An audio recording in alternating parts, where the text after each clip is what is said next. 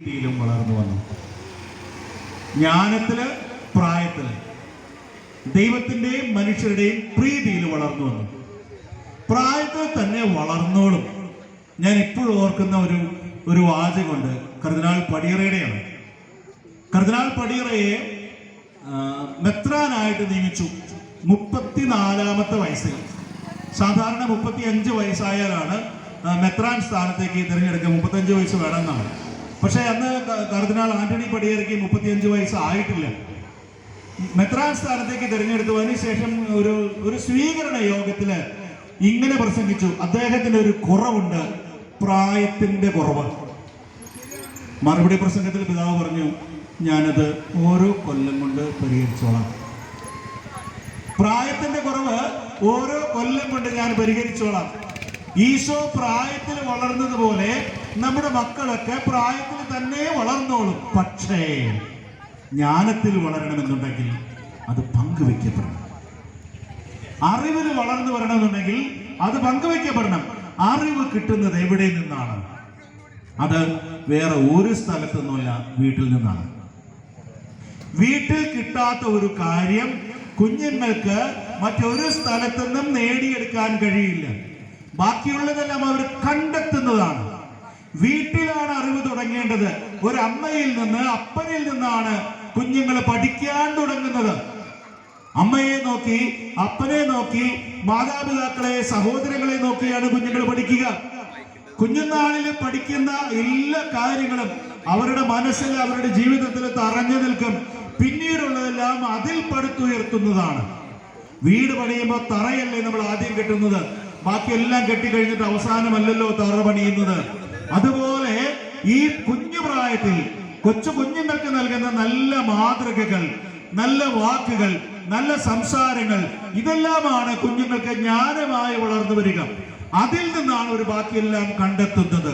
സ്കൂളിൽ പോയി, കോളേജിൽ പോയി, കൂട്ടുകാരുടെ കൂടെ ഇരുന്നെല്ലാം അവര് സംസാരിക്കുകയും പ്രവർത്തിക്കുകയും ചെയ്യുന്നത് അവർക്ക് അവരുടെ വീട്ടിൽ കിട്ടുന്നതിൽ നിന്നാണ്.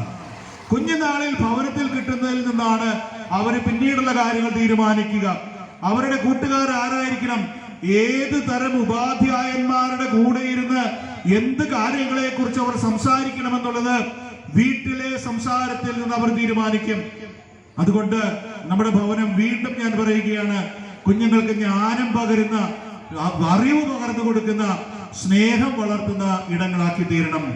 മറ്റൊരു കാര്യം കൂടിയുണ്ട്, ദൈവത്തിന്റെ പ്രീതിയിലും മനുഷ്യരുടെ പ്രീതിയിലും വളർന്നു വന്നു.